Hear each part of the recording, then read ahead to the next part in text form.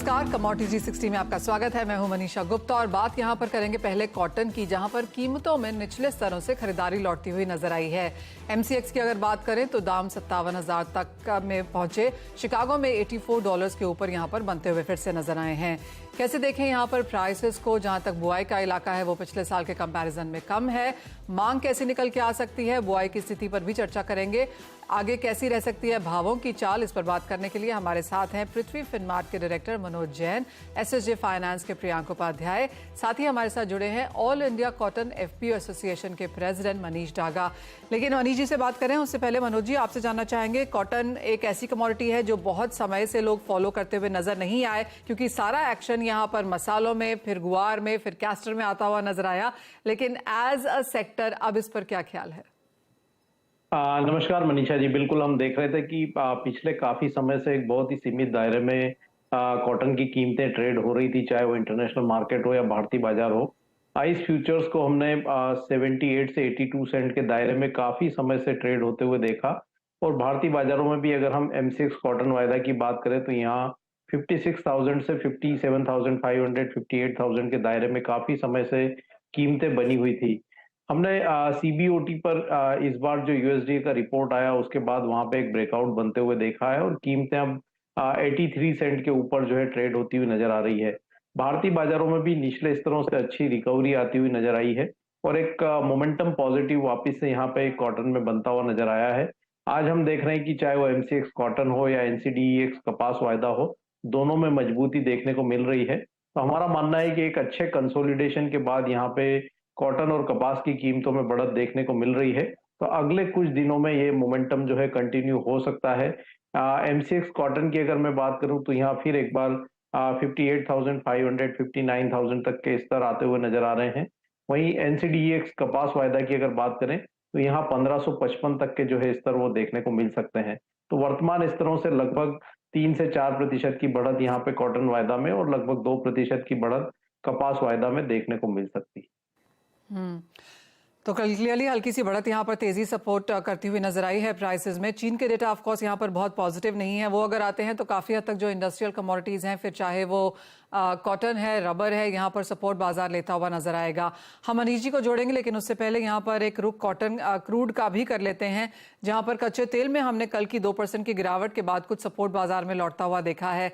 अगर भावों की बात की जाए तो बाजार यहाँ पर इंतजार करेगा कि किस तरह का डेटा हम यहाँ पर आता हुआ देखेंगे यूएस इन्वेंट्रीज की तरफ से, वहां से फर्दर सपोर्ट शायद प्राइसेस में मिल सकता है और उसका एक फायदा हमने यहाँ पर आता हुआ देखा भी है। कैसे देखते हैं आप इसको मनोज जी? कच्चे तेल की अगर बात करें तो मनीषा जी, जो चाइना के जो जीडीपी के नंबर्स आए थे सेकेंड क्वार्टर के, वो उम्मीद से कमजोर थे और उसी के चलते हमने कीमतों में गिरावट आते हुए देखी थी। प्राइजेस थोड़ी ओवर स्ट्रेच भी थी, जो ओपेक की मीटिंग के बाद ओपेक प्लस ने जो है उत्पादन कटौती को अगस्त और उसके बाद भी जारी रखने का जो निर्णय लिया, उसके बाद हमने एक अच्छी रैली कीमतों में बनते हुए देखी थी। और जो चाइना के जो जीडीपी के नंबर्स आए उसके बाद हमने एक मुनाफा वसूली आते हुए देखी। लेकिन अभी भी यहाँ पे मोमेंटम पॉजिटिव ही है, क्योंकि ओपेक प्लस की तरफ से लगातार उत्पादन कटौती जारी है और यूएस में भी हमने देखा है कि यहाँ पे जो डिमांड है वो काफी ठीक है। जिस तरह से जो रिसेशन की चिंताएं लगाई जा रही थी वैसा देखने को नहीं मिल रहा है और यहाँ पे हम देख रहे हैं कि लगातार डिमांड जो है यूएस की तरफ से भी बनी हुई है। डॉलर इंडेक्स यहाँ पे लगभग 15 महीने के निचले स्तरों पर ट्रेड हो रहा है, तो वहां से भी सपोर्ट जो है वो आते हुए नजर आ रहे हैं। तो हमारा मानना है कि मोमेंटम अभी ओवरऑल यहाँ पे कच्चे तेल में पॉजिटिव ही है।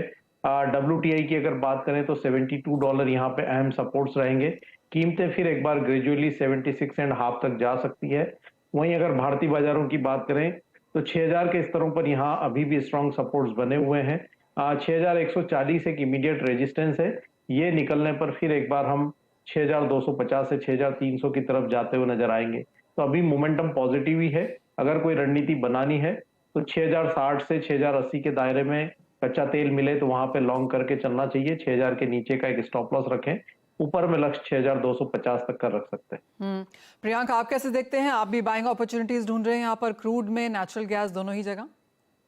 Good evening Manisha ji. Definitely energy complex as a basket attractive दिखता है। क्रूड में हमने स्पेशली जब पिछले दौरान बात की थी कि एक मूव टूवर्ड 6300 एक्सपेक्ट कर रहे थे और वो टर्नआउट हुआ और वहां से थोड़ा बहुत अभी हमने ये प्रॉफिट टेकिंग देखी है। But on the lower side मुझे लगता है 6000 के आसपास अभी एक स्ट्रॉन्ग सपोर्ट आना चाहिए मार्केट्स में। तो जो भी ये करेक्शन आता है वो यूटिलाइज करना चाहिए डिप्स पे खरीदने के लिए। फिर से एक bump up on the higher side towards 6300 6350 हम एक्सपेक्ट कर सकते हैं। वहीं नेचुरल गैस की अगर मैं बात करूं तो नेचुरल गैस में भी हमने देखा कि 230 235 जोन से एक प्रॉफिट टेकिंग 20 रुपीज का हमने आता हुआ देखा। अभी 212 के आसपास के रेट चल रहे हैं। तो यहाँ पे भी मुझे लगता है कि अभी भी जो ट्रेंड बना है वो बुलिश है और ये करेक्टिव फेज दिखता है।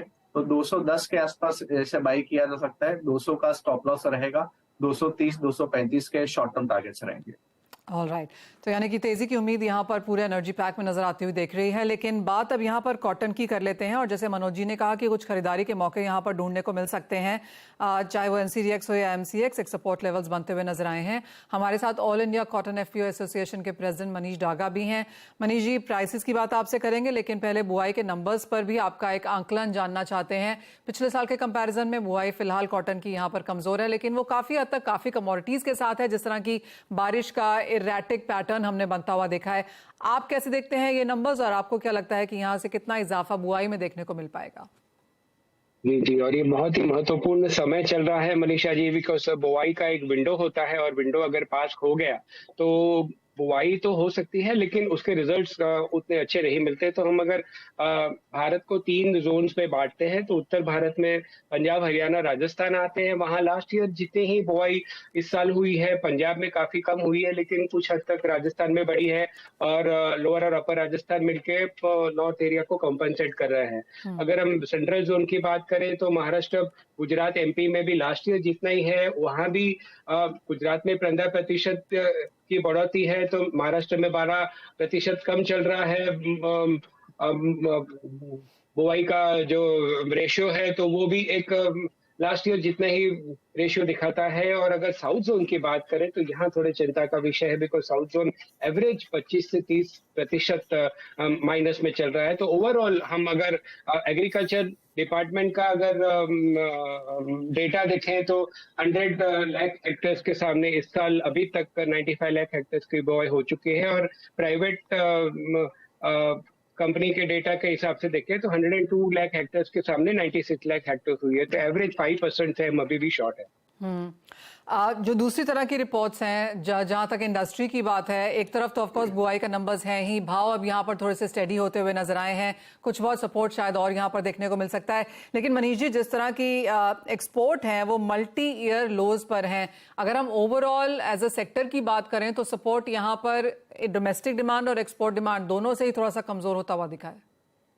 जी जी, trend is trend Manisha ji, trend को पकड़ना जरूरी है। हम बहुत शॉर्ट ड्यूरेशन में रिएक्टिव बन रहे हैं इस साल, पर एक साल से हम जो देख रहे हैं, मई 2022 देख लीजिए और जुलाई 2023 देख लीजिए, डिमांड कंटिन्यूस डिफ्यूज है। मतलब कैसे है कि डिमांड डिस्ट्रक्शन हो चुका है। लास्ट ईयर जिस तरह प्राइसेस एक हिस्टोरिक लेवल पे पहुंच गए थे खास करके इंडिया में, तो काफी मिलों ने या डिवेट किया या प्रोडक्शन कम किया है। तो हमें कंजम्पशन पैटर्न और डिमांड को कहीं लिंक करना होगा, कहीं जियोपॉलिटिकल रीजन भी हो सकते हैं, लेकिन ये बात हकीकत है कि डिमांड की वजह से ही क्रॉप कम होने के बावजूद प्राइसेस उस तरह नहीं बढ़ पाए।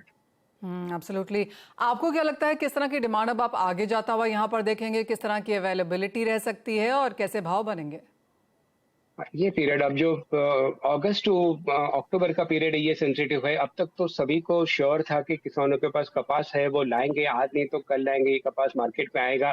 320-325 लाख बेल का क्रॉप का अंदाज बताया जा रहा था, तो उतना माल अब आसपास समझो 308 से 310 लाख बेल का समझो आ चुका है मार्केट में। अब आगे का कपास भी किसानों के पास उतना ज्यादा नहीं है। प्रोसेसिंग की कैपेसिटी भी अब जिनर की कम हो जाएगी, न लेबर मिलते हैं, न बारिश में प्रोसेस हो पाता है। तो अब के 2-2.5 महीने अगर थोड़ी भी डिमांड यहाँ से अपटेक होती है तो इसका पॉजिटिव इम्पैक्ट हम प्राइसेस पे होता जरूर देखेंगे मनीषा। एक फाइनल सवाल और मैं बुआई की तरफ यहाँ पर फिर से जाऊंगी। जैसे आपने कहा कि पिछले साल के कंपैरिजन में बुआई 5% कम है, लेकिन जिन इलाकों में बुआई हो चुकी है, माना ये भी जा रहा है कि वाटर लॉगिंग है, कहीं पर हम डैमेज आता हुआ देखेंगे, कहीं पे ईल्ड में भी कंसर्न्स बनती हुई दिख रही हैं। जी, जी। और ये बहुत एविडेंट पैटर्न इस साल रहा है। June was a rain deficient month, तो जून में लास्ट 5 ईयर एवरेज में कम से सबसे कम रेनफॉल हुई है। जुलाई लास्ट ईयर की तरह ही रेन एक्सेस मंथ हो चुका है और काफ़ी हद तक कहीं-कहीं फ्लड्स भी आए हैं। तो ये जो अनइक्वल डिस्ट्रीब्यूशन है रेनफॉल का, ये खास करके लॉन्ग ड्यूरेशन क्रॉप जो कपास है, इस पे असर करता ही है। जर्मिनेशन के बाद जिनकी मई महीने में और जून 15 तारीख तक जिनकी बुआई हुई थी, काफ़ी क्षेत्रों में रीसोइंग का चित्र बन चुका है, कुछ एरिया में रीसोइंग हुआ भी है और अभी भी आगे चल के ये जुलाई एंड तक ये पीरियड थोड़ा सेंसिटिव रहने वाला है।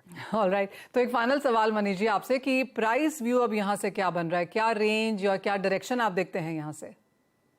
प्राइस हम 8-9 महीनों में देख रहे हैं, रेंज बाउंड है। न्यूयॉर्क अगर आप देखेंगे तो 77 सेंट से 85 सेंट्स के बीच में कभी ऊपर टच होता है, कभी नीचे, लेकिन एवरेज 80 सेंट्स के आसपास रह रहा है। भारत के जो प्राइसेस है, नीचे में 55-56 हज़ार, ऊपर में 63 हज़ार देख चुके हैं, लेकिन अब लोअर बॉटम्स की तरफ हम आगे बढ़ रहे हैं। तो ये डिमांड से डायरेक्टली रिलेटेड है, पर यहाँ से मुझे ऐसा लग रहा है कि ये हम मार्केट का बॉटम देख चुके हैं अब, क्योंकि सप्लाई डिमांड में अब उतना ज्यादा सप्लाई का जोर नहीं रहेगा, तो वो हिसाब से we will see 56,000 to 59,000 range in the next quarter. Alright, यानी कि 60 के स्तर यहाँ पर अभी भी एक रेजिस्टेंस की तरह काम करेंगे। मनीष जी बहुत शुक्रिया और उन तमाम सेक्टर के बारे में डिटेल में हमसे बात भी करने के लिए। एक ब्रेक के लिए रुकेंगे, जब लौटेंगे तो हमारे एक्सपर्ट्स हमारे साथ हैं ही, लेंगे उनसे और भी ट्रेडिंग स्ट्रैटेजीज।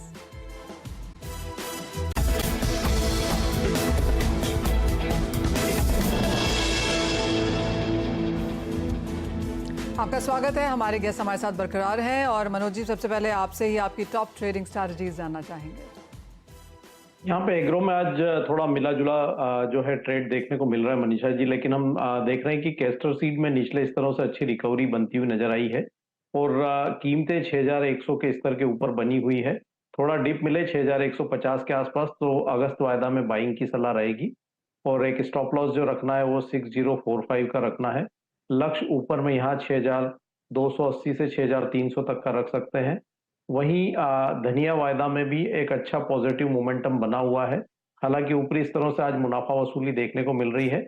यहाँ भी डिप्स में 7200 के स्तर पर बाई की सलाह रहेगी। 7070 का एक स्टॉप लॉस रखें, लक्ष्य यहाँ पे 7500 का रहेगा। सारी की राय यहाँ पर आती हुई प्रियांक, आपकी टॉप ट्रेडिंग स्ट्रैटेजीज क्या है नॉन एग्रो स्पेस से? हमारी पिक जिस तरह से हमने नेचुरल गैस में डिस्कस किया था कि 210 के आसपास बाई किया जा सकता है। 200 का शॉर्ट टर्म सपोर्ट है तो उसके नीचे स्टॉप लॉस रहेगा और 230 के आसपास के टारगेट्स रहेंगे। दूसरी पिक हमारी बेस मेटल कॉम्प्लेक्स में है। कॉपर में हमने देखा कि एक करेक्शन आया है लास्ट 2-3 ट्रेडिंग सेशंस में, तो वो एक अपॉर्चुनिटी रहेगी to go long at lower level. 720 के आसपास बाई किया जा सकता है, 710 का स्टॉप लॉस रहेगा एंड 737 ये शॉर्ट टर्म टारगेट्स रहेंगे। साथ ही प्रियांका, अगर यहाँ प्रेशस मेटल्स की बात की जाए और इस बीच में भी अगर चांदी की बात की जाए, पिछले हफ्ते की 8% की तेजी आप कैसे देखते हैं और जिस तरह की मुनाफा वसूली यहाँ पर कल और आज में देखने को मिली है उसे कैसे प्ले करेंगे? सिल्वर में हमने देखा था कि जो करेक्शन $26 से आया था वो हॉल्ट हुआ अराउंड 22 के आसपास और वहां से एक हम रैली देखा है टुवर्ड्स 25 ऑड लेवल्स। तो यहाँ पे मुझे लगता है कि ये जो रैली हमने लास्ट वीक में देखी है, यहाँ से थोड़ा बहुत एक कूलिंग पीरियड आ सकता है। तो यहाँ पे फ्रेश लॉन्ग्स एटलीस्ट एडवाइसेबल नहीं रहेंगे। थोड़ा बहुत correction may be again towards 24-23 half, वो एक अट्रैक्टिव रिस्क रिवॉर्ड रहेगा to go long on the lower levels. अगर एमसीएक्स की मैं बात करूं, अभी 75,800 के आसपास ट्रेड्स हो रहे हैं, मे बी अराउंड 74,500 के आसपास, 74,500 टू 74,000 ये एक सपोर्ट जोन से दिखते हैं। वहां तक मुझे लगता है कि एक बार प्रॉफिट टेकिंग में सिल्वर के प्राइसेस आ सकते हैं, तो वहां पे रिस्क रिवॉर्ड फेवरेबल रहेगा again for the bulls. Manoj ji, आपसे एक सवाल यहाँ पर मसालों पर ही है और जिस तरह की तेजी हमने एक तरफा यहाँ पर बनते हुए देखी है, ऑफ कोर्स ये नॉन एसेंशियल कमोडिटीज नहीं है, सरकार का ध्यान भी यहाँ पर नहीं है, लेकिन जिस तरह की शॉर्टेज बाजार ऑलरेडी यहाँ पर बात कर चुका है, क्या वो इन प्राइसेस है या किस तरह की अवेलेबिलिटी लगती है आपको? कितनी स्पेकुलेशन है अब इस बाजार में, कैसे देखते हैं आप अगर जीरे या हल्दी की बात की जाए तो?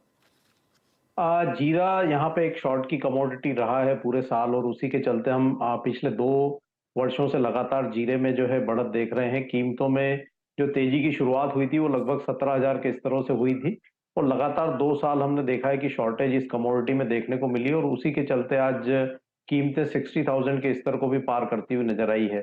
तो बिल्कुल जो फंडामेंटल्स है वो प्राइस्ड इन है, लेकिन हम देख रहे हैं कि शॉर्टेज वाली कमोडिटी है और जो नई जो क्रॉप आएगी उसमें भी काफी लंबा समय है। तो उसके चलते हुए हम देख रहे हैं कि भाव जो है वो ऊपरी स्तरों पर टिके हुए हैं। अभी यहाँ पे डिमांड थोड़ी-सी जो है शेकी है, तो आने वाले समय में डोमेस्टिक फेस्टिव डिमांड में भी सुधार देखने को मिलेगा और अगर यहाँ पे एक्सपोर्ट की डिमांड भी इमर्ज होती है, तो वो कीमतों को सपोर्ट करती रहेगी। तो अभी भी यहाँ पे अगर हम जीरा की बात करें तो एक शॉर्टेज वाली कमोडिटी होने के चलते अभी ट्रेंड यहाँ पे पॉजिटिव ही है। 56,300 अब एक यहाँ पे स्ट्रॉन्ग सपोर्ट जोन है।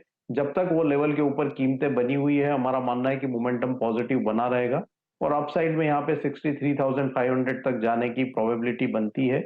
वहीं अगर हल्दी की बात करें तो टेक्निकली यहाँ पे भी एक पॉजिटिव मोमेंटम है। गत सप्ताह हमने आपके चैनल पे 12,700 के लक्ष्य के लिए यहाँ पे बाइंग सुझाई थी और हमने 12,500 तक इनफैक्ट कीमतें आते हुए भी देखी है। तो यहाँ भी एक पॉजिटिव ट्रेंड बना हुआ है क्योंकि जो प्रोड्यूसिंग एरिया है वहाँ पे जो रेनफॉल है वो कम हुआ है और इस बार सोइंग भी कम होने की संभावनाएं जताई जा रही है और जो कैरी फॉरवर्ड स्टॉक्स है वो धीरे धीरे यहाँ पे डिप्लीट होते हुए दिख रहे हैं। तो यहाँ भी एक ट्रेंड जो है वो पॉजिटिव ही है, लेकिन हमने एक अच्छी बढ़त कीमतों में देखी है, तो एक थोड़ी मुनाफा वसूली की संभावना है। फ्रेश लॉन्ग के लिए एक यहाँ पे डिप्स में बाय की सलाह रहेगी, लेकिन हमारा मानना है कि अगर 11,500 के आसपास के स्तर मिले तो वहां बाय करना चाहिए। अभी वर्तमान लेवल पर फ्रेश बाइंग इनिशिएट ना करें तो डिप्स में यहाँ भी बाय कर सकते हैं। ऊपर में 12,700 तक के जो स्तर है वो यहाँ देखने को मिल सकते हैं। ऑलराइट, यानी कि मुनाफा वसूली नहीं करनी है, खरीदारी यहाँ पर डिप्स पे अभी भी यहाँ पर बनती हुई नजर आती है मसालों में। बहुत शुक्रिया मनोज जी, प्रियंका, आप दोनों का ही साथ देने के लिए, तमाम कमोडिटीज पर चर्चा भी करने के लिए। ब्रेक के बाद लेकर आएंगे आवाज समाचार।